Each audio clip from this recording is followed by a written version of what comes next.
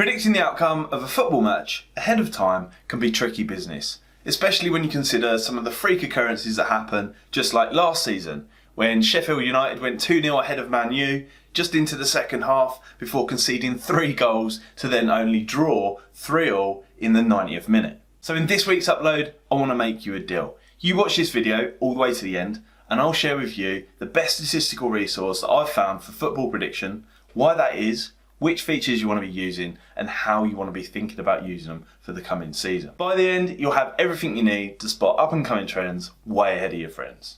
So you can't definitely predict the future 100% of the time. That's just the truth. However, you can improve your prediction for future events by looking at past trends. The more recent and relevant the information is, the better. So in this video, I want to go through 2 main areas: in-play live information and pre and post-match statistical analysis. So Infogol is the #1 resource that I'm going to recommend here. We'll put a link in the description down below. It's only been around a few years, but already it's way better than a lot of the other resources you'll find out there. And of course, it's free. Now, they offer quite a lot on their site. They've got in-play live stats, scores, results, individual statistics, team statistics, all sorts. Now, we're going to go through the important ones in just a second, but I want to suggest their most important feature is one that you can't actually see, and that is that the whole site is built around scientific data modelling, things like expected goals and factual information, rather than opinion, which is what you get a lot of elsewhere. So first up then, in-play football predictions. What do we need most of all? Well, as I already mentioned, we need live and current information that's clearly laid out and updated as quickly as possible. Short maps are perfect for this because they allow us to see what's been happening on pitch with some statistical value based on large data sets of what's previously already happened, displayed in such a way that the naked eye can't actually see, all within a few seconds of it happening on pitch. Now, when you think about in-play football prediction, this is absolutely crucial because it gives you clear, definable data that displays exactly what's happened. It's black and white, taking away that emotional element that can often get caught up in your own personal perception as you watch the game unfold. Now, the easiest way to find value in a football match is to compare the current situation, recent form, with overall averages and trends from the past. So for example, if the average goal time for a particular team is 43 minutes into a match, but the current match is still in play at 67 minutes and there hasn't yet been a goal, but the in-play statistical data shows us that the team's on form, they're playing in line with their potential, they've got the XG that is expected, then it's fair to assume there's an increased chance of there being a goal soon, making your in-play football prediction more accurate than it would have been at the start of the match. Now, I'm sure you can appreciate that's quite a simple example, but the important points are the comparison between the two and the factual data that's supplied to us instantly.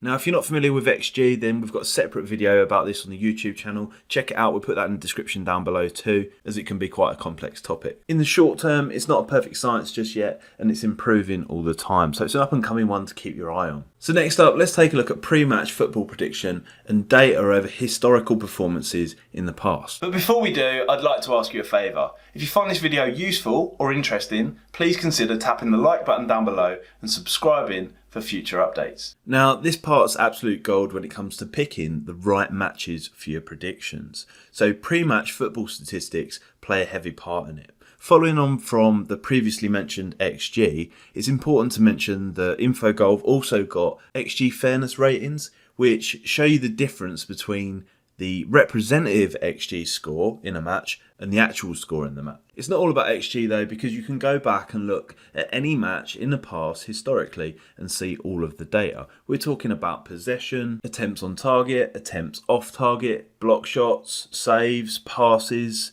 completed passes, corners, offsides, fouls, the whole lot. And in addition, all that information is stored in line with the current lineup, so you can see that down the bottom of the page there.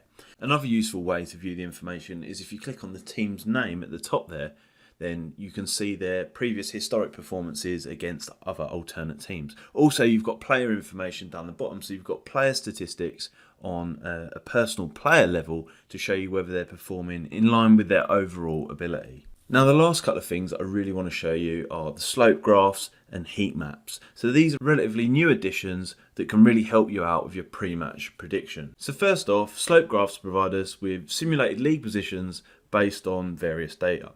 So first of all, on the left you can see expected position. This is based on points a team was expected to build up from their current season's performance so far. In the middle you've got the actual current position, being where they are right now. And then on the right, you've got the forecast position, which is based on their current points, underlying XG statistics, and historical performance to then simulate results for their remaining games, showing us where they're likely to be at the end of the season. So as you can see, that slope gives us a visual that shows us if they're currently under or overperforming in line with their XG data. Looking at this one, you can quite clearly see that Southampton were actually underperforming compared to their expected data and forecast position. Now, as you can appreciate, it's quite hard to pinpoint an exact position as to where they should be. So this is why we have the heat maps that show the uncertainty in the current forecast position on the slope graph. It provides us with a range of accuracy based on probability. The darker the plotted points are, the more certain the team is to finish in that position, and the lighter, the less certain. So for example, in this one, Everton had an extremely high probability of coming 7th, which is fair because they did that season. Whereas on the other hand, Man City were predicted to come between 2nd and 6th, and they came 3rd. Now this shouldn't be used as a definitive conclusion for your pre-match football prediction, but these tools do provide different ways to interpret large amounts of factual data that we wouldn't have been able to do so previously in the past as a single person, making your football predictions more accurate pre-game. Going into the future, I hope they put in more features to display the time at which goals were scored so you can filter them as a group, identifying where the average score times will be. Now, if you're looking to improve your football prediction for the purpose of betting, I'd advise watching this football betting strategy in the end screen here after you've liked this video.